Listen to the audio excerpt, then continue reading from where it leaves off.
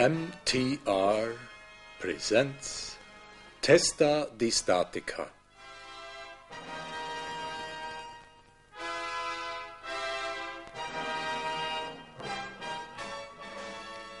It shows the life and achievements of the spiritual community Methernitha as a whole, and in particular its research work in the area of free energy.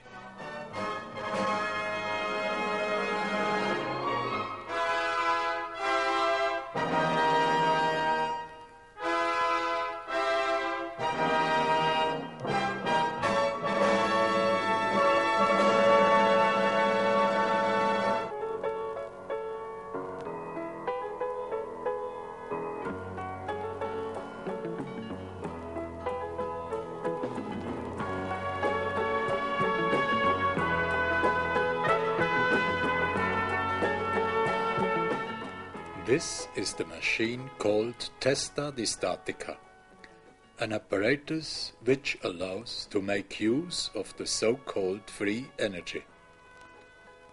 The Testatica is a development of the spiritual community Methernitha, which is a cooperative in Linden, officially established under this name since 1960. Ever since the foundation of Methernitha, there existed a department for research, development and electronics, which was concerned with the problem of alternative energy sources, namely with technologies which were suited to exploit the inherent forces of nature and thus to unlock sources of energy for the benefit of mankind without disturbing nature's ecological balance in any negative way. Any technology man invents should serve him in short as well as in long terms, and this condition is not fulfilled as soon as it opposes nature in any way.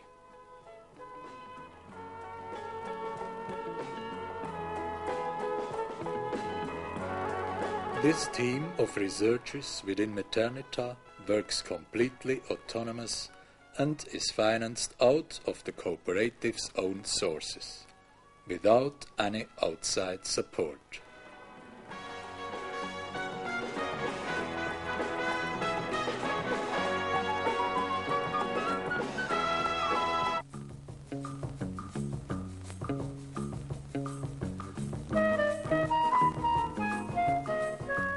The efficient utilization of wind energy was one of the first objectives of Methernitha's research program.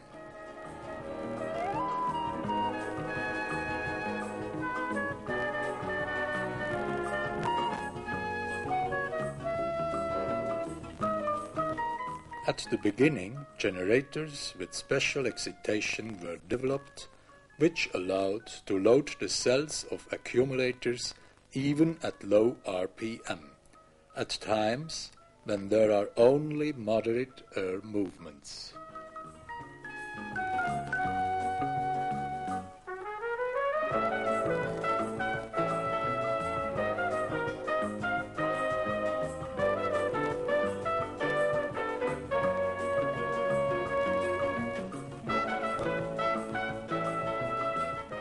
Utilizing the kinetic energy of water currents was another field of interest of the development team, but it was pursued more as hobby. The key problem was here to transfer the slow revolutions of the water wheel to an extent that the excitation threshold of the generator could be surpassed by a minimal loss of energy. Also, solar cells and solar heat collectors attracted the attention of our researchers since a long time.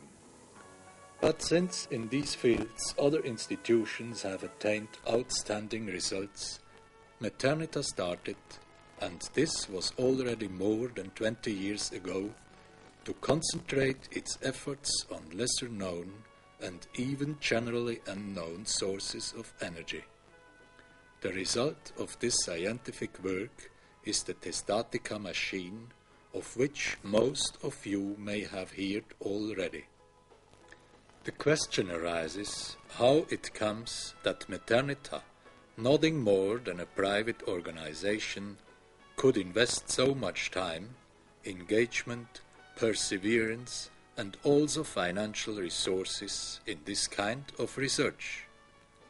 Research and development are integrated parts of the general idealistic concept of Methernitha.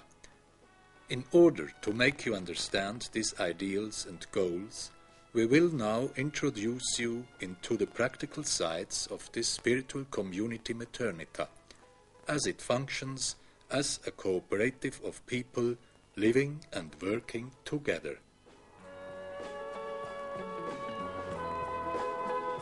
Linden is a calm village of farmers, just like dozens of others in the region of the valley called Emmental. However, Linden is also the home of a special form of human life, which is capable of attracting more and more people from all over the globe, and which has again and again caused astonishment through its excellent functioning, even in extremely difficult situations.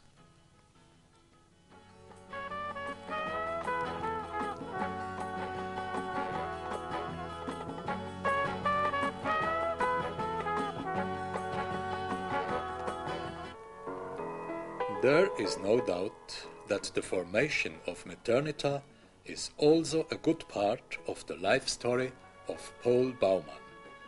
Through his extraordinary technical capabilities, but also through his astonishing practical wisdom, he opened relations to all kinds of people with ideals and in many places, and pretty soon the idea to form a cooperative enterprise took shape.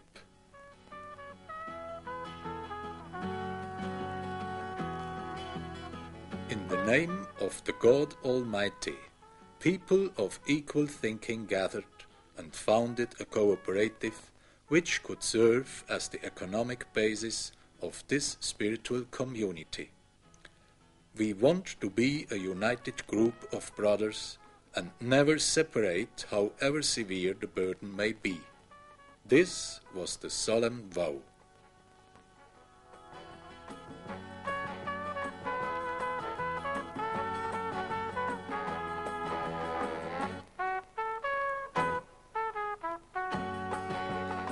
Renunciation of alcohol and smoking, and the will to realize a harmonious community life without dispute and discord, like in the original Christian communities, were the prerequisites to become a member. For the members, Methernitha is an ideal opportunity to lead a fulfilled life by practicing charity. A workshop was erected.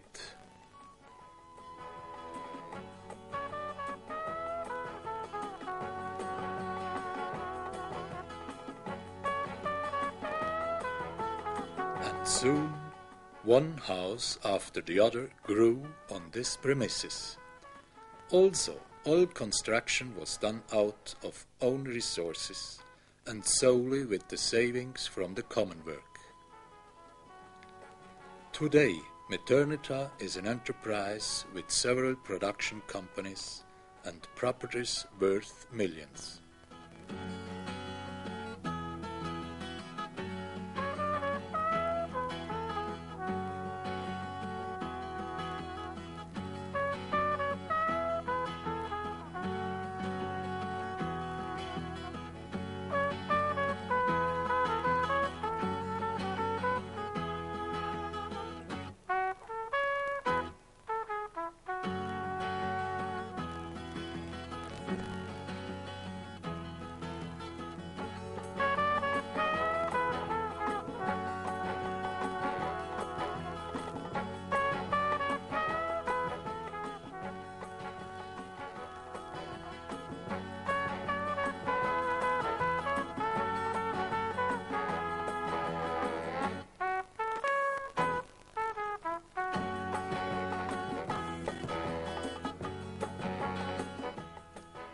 The people working here are almost without exception members of Methernitha. Not even the prospering development which took place over the following decades could impair or even suppress the global idealistic aims. On the contrary, everybody works in his own interest with diligence and great joy towards the erection and the support of their new homeland, and according to the principle one for all and all for one. With this word one can conquer anything. Also the ancient truths appear again and attain respect.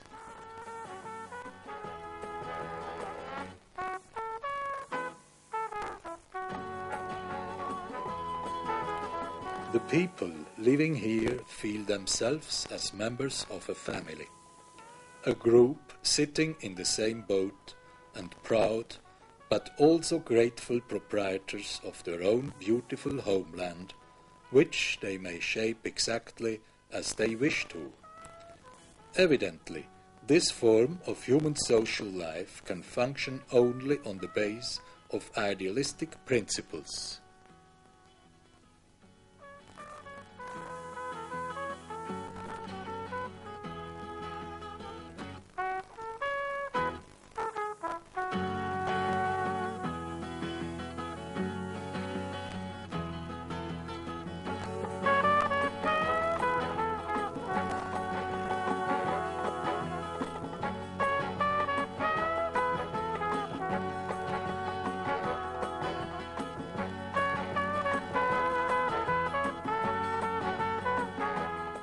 The question arises how the realization of a sincere religious philosophy of life may be brought in harmony with a successful economic management. It is not obvious at all that this is attainable. Nowadays, there are many amongst us which are caught in the worldwide and dense network of social and economic dependencies and obligations, and many also feel the confrontation with its problems. One member of the Economic Directory has recently phrased this in the following way. The fact that all essential functions of Methernitha are fulfilled without any external force, driven solely through inner conviction, which causes everybody to help and take care of the other. This is for me the most astonishing effect which is produced by this form of living together. It seems to be a miracle. Another miracle within Methernitha is the Testatica, which is the result of more than 20 years of research and contains the secret of the secrets. Here you can see the members of the research team which took part in this development. One of them is Paul Baumann, who, with his high capabilities and his outstanding knowledge about the acting laws of nature, but also through his high sensitivity, has contributed very much to this invention. This wonder machine is lurked from nature, nothing else. Nature is the greatest source of power as well as knowledge which man has, and it still conceals many secrets which are only revealed to those who approach and tie in with them with highest respect and responsibility.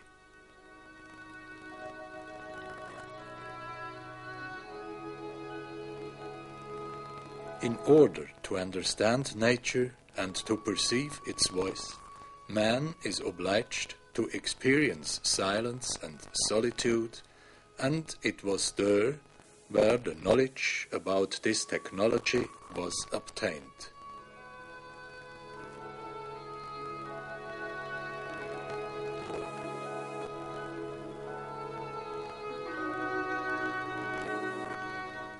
For these reasons, it was always a great concern of Methernitha to acquire properties untouched by man as far as possible, be it in valleys or forests, in the mountains or ashore of lakes, where one could study nature, one's own being, and the creator of all this universe in silence and concentration and without being disturbed. The public never understood this properly, rather interpreted it wrongly as an act of seclusion, assuming we had to hide something unclean. We actually had, and still have, to take great troubles to realize undisturbed all the things we intended to accomplish. Whatever we can learn from nature, while being in nature, is of greatest benefit, not only for us, but for everybody. This because all positive expands more and more just in virtue of inner laws. Such undertaking in research and development necessitates considerable financial expenditures. Therefore, we are quite often obliged to construct things with most primitive means and materials. What was thrown away by our affluent society, we collect and possibly set up with it a cornerstone in the discovery of new forces and truths. We were fortunate in gaining the experience that paradoxically the most beautiful and gigantic results can be achieved by just using the most simple means. Never did we use any borrowed capital because we want to stay free Swiss citizens and do not want to be hindered or even bound in any way in the pursuance of our aims.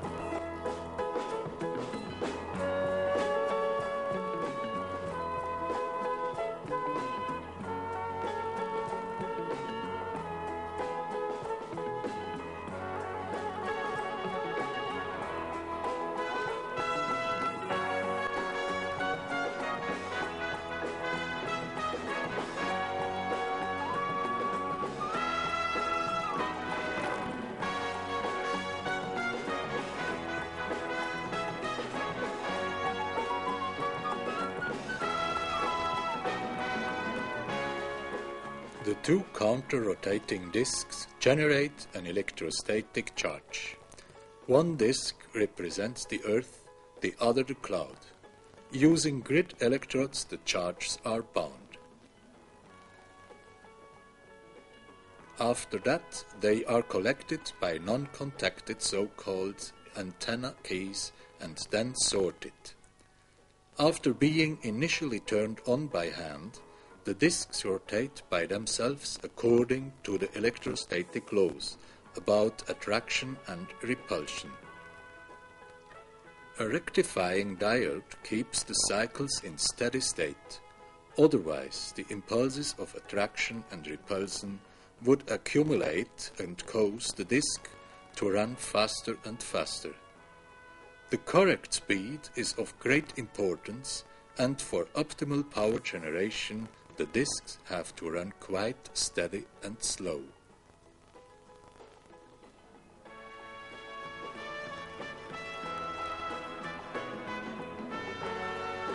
By means of grid condensers, the energy is stored and then uniformly discharged, at the same time reducing the high voltage and building up power with additional devices. Finally, the machine supplies an uniform direct current which varies according to the size of the model.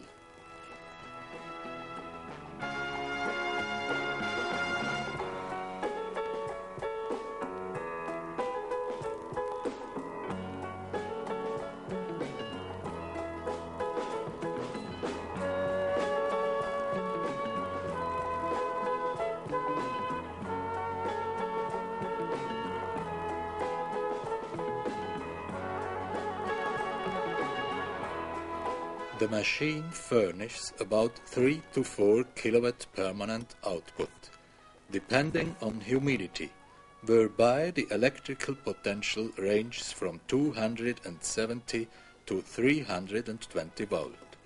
High humidity of the atmosphere prevents the build-up of electric potential.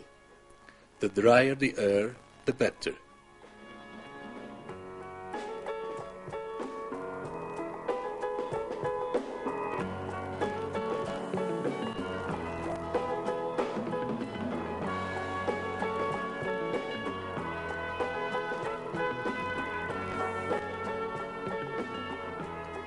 No doubt, through the so far achieved results, one main objective has been reached, namely to prove that it is possible to use free energy. Nevertheless, the research work is not yet completed. To finish a model which can be handed out more or less to anybody, and without any haphazards, also to non-specialists, much work and also time will still be needed.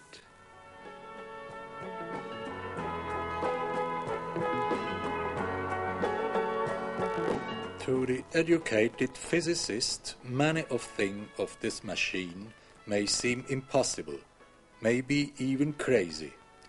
Maybe he is also offended by the conception used to explain the whole. Only partly we could use the concepts of conventional physical terminology in order to explain and define only approximately the functions and properties of the various parts of the machine. After all, it will be necessary to create some more new concepts, like the one we have already used before, when we termed the non-contacting collectors of electric charges as antenna keys. This machine puts experts who are just trained in conventional physics to a very hard test, because its mode of action is not explainable with the state-of-the-art of officially accepted physical knowledge, or at the most only partially explainable. However, also a trained specialist should remain free and independent in his thinking and should avoid to be limited by the temporal framework of publicly admitted knowledge in any science.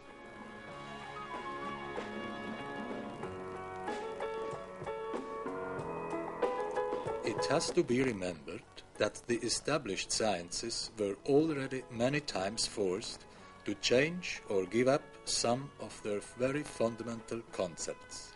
Think about Galileo Galilei, in order to name only one example.